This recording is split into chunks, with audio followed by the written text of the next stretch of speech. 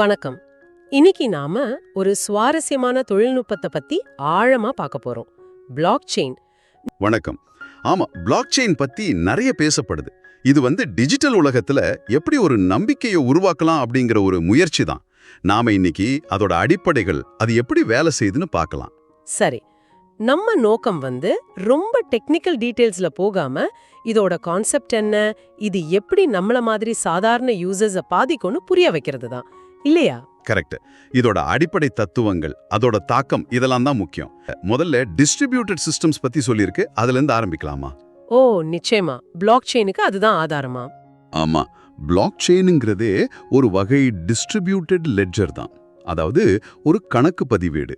அது ஒரே இடத்துல இல்லாம பல கம்ப்யூட்டர்ஸ்ல, அதாவது நோட்ஸ்ல பரவி இருக்கும். நோட்ஸ்னா இந்த நெட்வொர்க்ல இருக்கிற தனித்தனி கம்ப்யூட்டர்ஸ் தானே? அதுக்கு சென்ட்ரல் சர்வர்னு ஒன்னு கிடையாதா? அதேதான், சென்ட்ரல் சர்வர் கிடையாது. தகவல் பல ஆயிரம், ஏன் மில்லியன் கணக்கான கம்ப்யூட்டர்ஸ்ல கூட பரவி இருக்கலாம். ஒவ்வொரு நோட்லயும் அந்த லெட்ஜரோட ஒரு காப்பி இருக்கும். இதுல நோட்ஸ் நேர்மையா இருக்கலாம், இல்ல தப்பா இருக்கலாம், ஏன் பைசாண்டின் அப்படின்னு கூட சொல்லியிருக்கு. அது என்ன பைசாண்டின்? பைசாண்டின் ஃபால்ட்ங்கிறது ஒரு சிக்கலான நிலைமை. அதாவது ஒரு நோடு சும்மா வேலை செய்யாம போறது மட்டும் அல்லாம தப்பான தகவலை பரப்பலாம், இல்லனா ஒவ்வொருத்தருக்கும் ஒவ்வொரு மாதிரி தகவல் கொடுக்கலாம். ஓ அப்படியா? அப்போ சில நோட்ஸ் குழப்பம் உண்டாக்க முயற்சி செஞ்சாலும் மொத்த சிஸ்டமும் சரியா இயங்கணுமா? ஆமா, அதுதான் பைசாண்டின் ஃபால்ட் டாலரன்ஸ். பிளாக் செயின் மாதிரி சிஸ்டம்ஸ்க்கு இது ரொம்ப ரொம்ப முக்கியம். இந்த மாதிரி நோட்ஸ்குள்ள ஒருமித்த கருத்தை உருவாக்குறது தான் பெரிய சவால். சரி சரி, சென்ட்ரலைஸ்ட், டீசென்ட்ரலைஸ்ட், டிஸ்ட்ரிபியூட்டட்னு 3 வகை நெட்வொர்க் காட்டியிருக்கீங்க. பிளாக் செயின் எதுல வரும்? டிஸ்ட்ரிபியூட்டட் மாதிரி தெரியுதே, சென்டரே இல்லாம. பெரும்பாலும் டிஸ்ட்ரிபியூட்டட் மற்றும் டீசென்ட்ரலைஸ்டு தன்மைகள் கொண்டது. ஒவ்வொரு நோடும் தகவலை வாங்கி சரி பார்த்து மற்ற நோட்ஸ்க்கு அனுப்பும். புதுசா ஒரு நோடு சேர்ந்தா கூட பிளாக் செயினோட லேட்டஸ்ட் காப்பி அதுக்கு வந்துடும். இதுல மைனர்ஸ்னு ஒரு குரூப் பத்தி சொல்லியிருக்கு. அவங்க யாரு? அவங்க வேலை என்ன? சில பிளாக் செயின்ல, உதாரணமா பிட்காயின்ல, புதுசா வர பரிவர்த்தனைகளை சரிபார்த்து அதையெல்லாம் ஒன்னா சேர்த்து ஒரு பிளாக் ஆக்கி அந்த பிளாக்கை செயின்ல சேர்க்கறதுக்கு ஒரு சிக்கலான கணக்கீட்டு புதிரைய சால்வ் பண்ணணும். ஓ, அதுக்கு போட்டி இருக்குமா? ஆமா, யார் முதல்ல அந்த புதிரை சால்வ் பண்றாங்களோ அவங்க இந்த பிளாக்கை செயின்ல சேர்க்கலாம். அந்த வேலைக்கு ரிவார்டா அவங்களுக்கு புதுசா உருவாக்கப்பட்ட கிரிப்டோ கரன்சி கிடைக்கும். இவங்க தான் மைனர்ஸ். சரி, புரியுது. ஆனா நம்ம கிட்ட பேங்க், ஆன்லைன் பேமெண்ட் சிஸ்டம் எல்லாம் இருக்குதே, அதெல்லாம் விட்டுட்டு ஏன் இந்த பிளாக் செயின் தேவைப்படுது? இப்போ இருக்கிற சிஸ்டம்ல என்ன பிரச்சனை? நல்ல கேள்வி. இப்ப இருக்கிற சிஸ்டம்ஸ் பெரும்பாலும் சென்ட்ரலைஸ்ட், அதாவது நடுவுல பேங்க் மாதிரி ஒரு இன்டர்மீடியரி இருக்காங்க. அவங்கள நாம நம்பணும். இதனால டிரான்சாக்ஷன் முடிய நேரம் ஆகலாம், கட்டணம் ஜாஸ்தியா இருக்கலாம். முக்கியமா அந்த சென்ட்ரல் அமைப்பு ஹேக் ஆனா இல்ல ஃபெயில் ஆனா மொத்த சிஸ்டமும் பாதிக்கப்படும், இல்லையா? கரெக்ட். செலவும் அதிகம். பிளாக் செயின் இந்த நம்பிக்கை பிரச்சனையை டெக்னாலஜி மூலமா தீர்க்க பாக்குது. அது எப்படின்னு கொஞ்சம் சொல்லுங்களேன். அதோட முக்கியமான பண்புகள் என்ன? பிளாக் செயினோட முக்கிய பண்புகள்னு பார்த்தா, 1 டிஸ்ட்ரிபியூட்டட், டேட்டா பல இடத்துல இருக்கு. 2 செக்யூர், கிரிப்டோகிராஃபி, அதாவது குறியாக்க மூலமா பாதுகாப்பு. 3 டிரான்ஸ்பரண்ட், பொது பிளாக் செயின்ல யார் வேணா பார்க்கலாம். இன்னும் இருக்கா? 4 கன்சென்சஸ் பேஸ்ட், அதாவது ஒருமித்த கருத்து அடிப்படையில தான் டிரான்சாக்ஷன் உறுதி செய்யப்படும். 5 இம்யூட்டபிள், ஒரு தடவை எழுதுனதை மாத்துறது கிட்டத்தட்ட முடியாது. இது 5ம் சேர்ந்து தான் நடுவர் இல்லாமலே நம்பிக்கையை உருவாக்குது. ஓகே, இது கேட்க நல்லா இருக்கு. இது இன்னைக்கு நேத்து வந்த டெக்னாலஜி இல்லையா? இதோட வரலாறு என்ன சொல்லுது? உங்க குறிப்புகள்ல 1991ல இருந்தே ஆரம்பிக்குதே. ஆமா, இதோட விதை 1991லே ஸ்டூவர்ட் ஹேபர் ஸ்காட் ஸ்டோர்னெட்ட போட்டது. அவங்க டிஜிட்டல் டாக்குமெண்ட்ஸ்க்கு டைம் ஸ்டாம்ப் பண்றதுக்கு பிளாக்ஸ் ஒன்னோட ஒன்னு கிரிப்டோகிராஃபி மூலமா இணைச்சாங்க. அப்போதான் டேட்டாவை மாத்த முடியாதுன்னு உறுதி செய்ய முடிஞ்சது. அப்புறம் 1992ல மர்க்கல் ட்ரீஸ்னு ஒன்னு வந்திருக்கு. ஆமா, மர்க்கல் ட்ரீஸ்ங்கிறது ஒரு டேட்டா ஸ்ட்ரக்சர். ஒரு பிளாக்ல நிறைய டிரான்சாக்ஷன்ஸ் இருக்கும்போது அதுல ஏதாவது ஒன்னு மாற்றப்பட்டிருக்கான்னு ரொம்ப சுலபமா வேகமா செக் பண்ண இது உதவும்.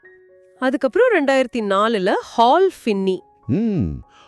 Binny reusable proof of work RPOW கொண்டு வந்தாரு.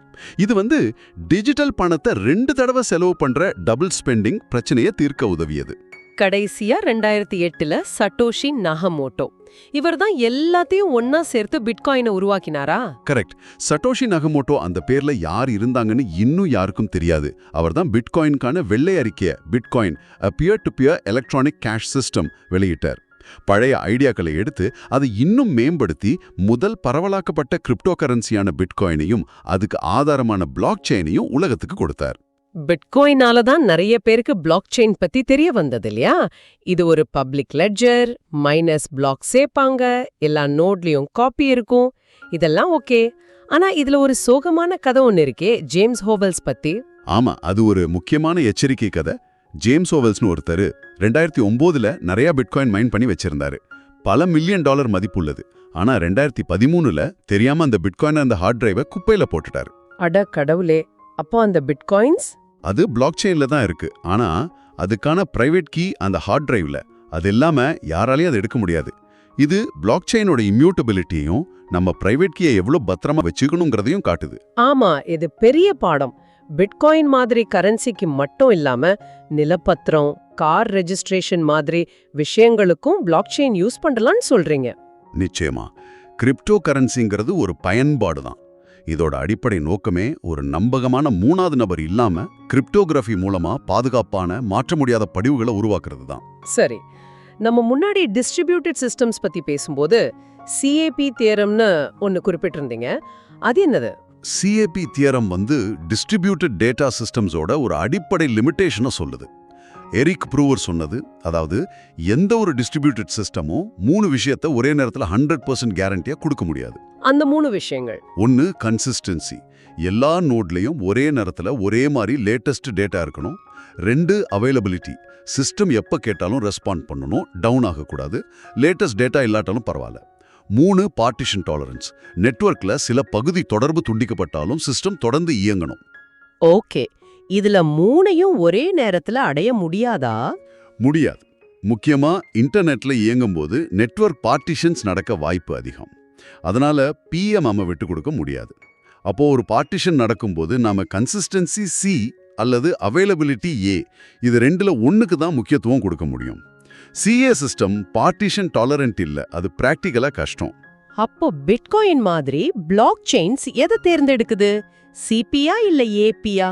பிட்காயின் மாதிரி பப்ளிக் பிளாக் செயின்ஸ் பெரும்பாலும் கன்சிஸ்டன்சி சி மற்றும் பார்ட்டிஷன் டாலரன்ஸை பியை தான் முக்கியமா கருதுது. அதாவது சிபி சிஸ்டம்ஸ். டேட்டா எப்பவும் எல்லா இடத்துலையும் சரியா இருக்கணும்னு நினைக்குது. அதனால தான் சில சமயம் டிரான்சாக்ஷன் கன்ஃபர்மேஷனுக்கு நேரம் ஆகுது. அவைலபிலிட்டி கொஞ்சம் அடி வாங்கலாம். சரி சரி, இது ஒரு முக்கியமான ட்ரேட் ஆஃப். இப்போ பிளாக் செயினோட மொத்தமான நன்மைகள் குறைபாடுகள் பத்தி பேசலாமா? பரவலாக்கம், டிரான்ஸ்பரன்சி, பாதுகாப்பு, மாற்ற முடியாமை, இதெல்லாம் நன்மைகள்னு பார்த்தோம். ஆமா, கூடவே செலவு குறைப்பு, வேகமான பரிவர்த்தனையும் சேர்த்துக்கலாம். நடுவர் இல்லாததால நேரமும் பணமும் மிச்சமாக வாய்ப்பு இருக்கு. ஆனா அதே சமயம் இதுல சவால்களும் இருக்குமே. பாதுகாப்புன்னு சொன்னாலும் ஹேக் நடக்க வாய்ப்பு இல்லையா? மென்பொருள் பிழைகள் கண்டிப்பா இருக்கு. பிளாக் செயின் கோர் டெக்னாலஜி பாதுகாப்பா இருந்தாலும் அதை சுத்தி இருக்கிற அப்ளிகேஷன்ஸ், ஸ்மார்ட் கான்ட்ராக்ட்ஸ்ல பிழைகள் இருக்கலாம். ஹேக்ஸ் நடந்திருக்கு. அப்புறம் வேகம், ஸ்கேலபிலிட்டி ஒரு பெரிய பிரச்சனை. விசா மாதிரி லட்சக்கணக்கான டிரான்சாக்ஷன்ஸை ஒரு செகண்டுக்கு ஹேண்டில் பண்ற அளவுக்கு பல பிளாக் செயின்ஸ் இன்னும் வரல. ப்ரூஃப் ஆஃப் வொர்க் பயன்படுத்துற பிளாக் செயின் அதிகமா மின்சாரம் பயன்படுத்துதுங்கிறது ஒரு பெரிய விமர்சனம் இல்லையா? ஆமா, அதுவும் முக்கியமான சவால். இதுக்கெல்லாம் தீர்வு கண்டுபிடிக்கிற முயற்சிகள் நடந்துட்டு இருக்கு. ஓகே, நம்ம பரவலாக்கம், அதாவது டீசென்ட்ரலைசேஷன் பத்தி திரும்பவும் கொஞ்சம் பேசலாமா? அதுதான் இதோட முக்கிய நன்மைகள்ல ஒண்ணுன்னு சொல்றீங்க. நிச்சயமா.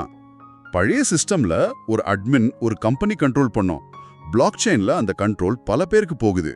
கன்சென்சஸ் மெக்கானிசம் மூலியமா யார் வேணா பங்கேற்கலாம், விதிகளுக்கு உட்பட்டு. நம்ம முன்னாடி பார்த்த மாதிரி டிஸ்ட்ரிபியூட்டட் சிஸ்டம்ல கூட ஒரு சென்ட்ரல் அத்தாரிட்டி இருக்கலாம். ஆனா டீசென்ட்ரலைஸ்ட்ல அது கிடையாது. அதுதான் முக்கிய வித்தியாசம். கரெக்ட். கூகுள் டிஸ்ட்ரிபியூட்டட் ஆனா சென்ட்ரலைஸ்ட். பிட்காயின் டிஸ்ட்ரிபியூட்டட் மற்றும் டீசென்ட்ரலைஸ்ட். இந்த டீசென்ட்ரலைசேஷனால தான் தணிக்கை எதிர்ப்பு, censorship resistance, single point of failure இல்லாம இருக்கிறது மாதிரி நன்மைகள் கிடைக்கும். டீசென்ட்ரலைஸ்ட் சிஸ்டம்ஸ்ல பாதுகாப்பு, அவைலபிலிட்டி, ஃபால்ட் டாலரன்ஸ் எல்லாம் அதிகமா இருக்கு.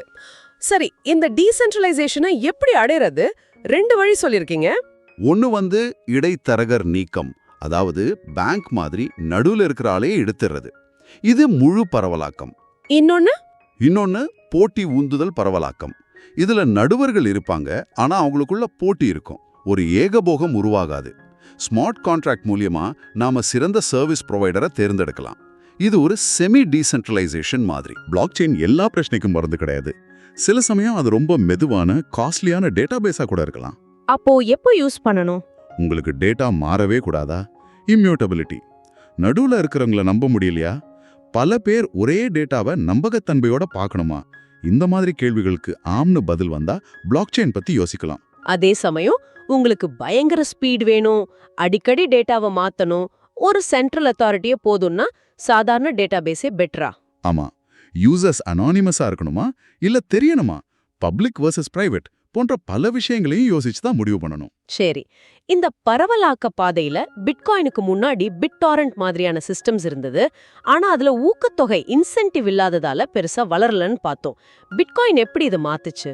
பிட்காயின் மைனர்ஸ்க்கு பிட்காயினை ரிவார்டா கொடுத்து நெட்வொர்க்கை பாதுகாக்கவும் மெயின்டைன் பண்ணவும் ஒரு பொருளாதார ஊக்கத்தை, எக்கனாமிக் இன்சென்டிவை உருவாக்குச்சு. எத்தீரியம் இன்னும் ஒருபடி மேல போய் ஸ்மார்ட் கான்ட்ராக்ட்ஸ் மூலமா டெவலப்பர்ஸே பரவலாக்கப்பட்ட அப்ளிகேஷன்ஸ் டாப்ஸ் செய்ய வழிவகுத்தது.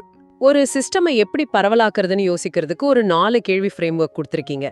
என்னத்தை பரவலாக்குறோம், எந்த அளவுக்கு, எந்த பிளாக் செயின், என்ன பாதுகாப்பு, இது பிராக்டிக்கலா உதவுமா? ஆமா, இது ஒரு நல்ல ஸ்டார்டிங் பாயிண்ட். உதாரணமா, பணப்பரிமாற்றத்தை பிட்காயின் பிளாக் செயின்ல இடைத்தரகர் நீக்கி அட்டாமிக் ஸ்வாப் மாதிரி பாதுகாப்பு முறையோட பண்ணலான்னு டிசைன் பண்ண உதவும். ஆனா பிளாக் செயின் மட்டும் பத்தாது, நிஜமான பரவலாக்கத்துக்கு ஸ்டோரேஜ், கம்யூனிகேஷனும் பரவலாக்கப்படணும்னு சொல்றீங்க. பரவலாக்க சுற்றுப்புற அமைப்பு. கரெக்ட். பிளாக் செயின்ல பெரிய ஃபைல்ஸ் எல்லாம் சேமிக்க முடியாது. அதுக்கு IPFS, ஃபைல் காயின், ஸ்வாம் மாதிரி பரவலாக்கப்பட்ட ஸ்டோரேஜ் தீர்வுகள் வேணும். அதே மாதிரி இன்டர்நெட் கம்யூனிகேஷன்லயும் சென்ட்ரலைசேஷன் அதிகம். மெஷ் நெட்வொர்க்ஸ், விஸ்பர் மாதிரி டெக்னாலஜிஸ் தேவை.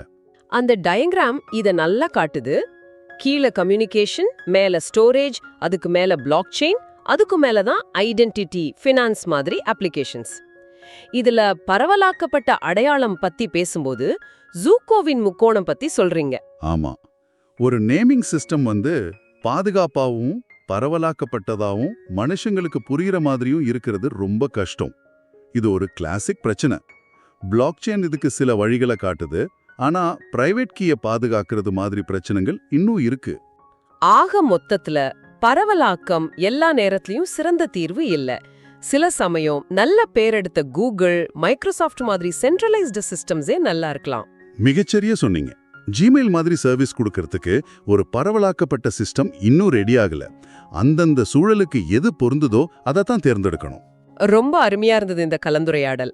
பிளாக் செயின் எதுக்கு முக்கியம், அதோட அடிப்படைகள், டிஸ்ட்ரிபியூட்டட் சிஸ்டம்ஸ், கிரிப்டோகிராஃபி, கன்சென்சஸ், அதோட வரலாறு, CAP தியரம் மாதிரி டெக்னிக்கல் விஷயங்கள், அப்புறம் முக்கியமா டீசென்ட்ரலைசேஷன், அதோட சாதக பாதகங்கள், எப்போ தேவைப்படும்னு நிறைய விஷயம் தெளிவா புரிஞ்சது. அந்த ஜேம்ஸ் ஹோவல்ஸ் கதை மறக்கவே முடியாது. ஆமா, இந்த உரையாடல் மூலமா பிளாக் செயின் பத்தின ஒரு ஆழமான, அதே சமயம் பேலன்ஸ்டு பார்வை உங்களுக்கு கிடைச்சிருக்கும்னு நம்புறோம். இது எப்படி நம்ம டிஜிட்டல் உலகத்துல மதிப்பையும் நம்பிக்கையையும் கையாளும் முறையை மாத்த போகுதுங்கிறத நீங்க இப்போ யோசிக்க ஆரம்பிச்சிருப்பீங்க. நிறைவா உங்க எல்லாருக்குமே ஒரு கேள்வி. இந்த பிளாக் செயின், பரவலாக்கம் எல்லாம் வெறும் டெக்னாலஜி மாற்றம் மட்டும்தானா? இல்ல அதிகாரம், கட்டுப்பாடு, நம்பிக்கை இதெல்லாம் யார் கையில இருக்கணுங்கிற நம்ம எண்ணங்களையே மாத்துதா? இந்த டெக்னாலஜி வளர வளர நாம இதுல எப்படி பங்கேற்க போறோம்? நம்ம டிஜிட்டல் வாழ்க்கையில இது நமக்கு அதிக சுதந்திரம் கொடுக்குமா இல்ல புது சிக்கல்களை கொண்டு வருமா? இத பத்தி கொஞ்சம் யோசிச்சு பாருங்க.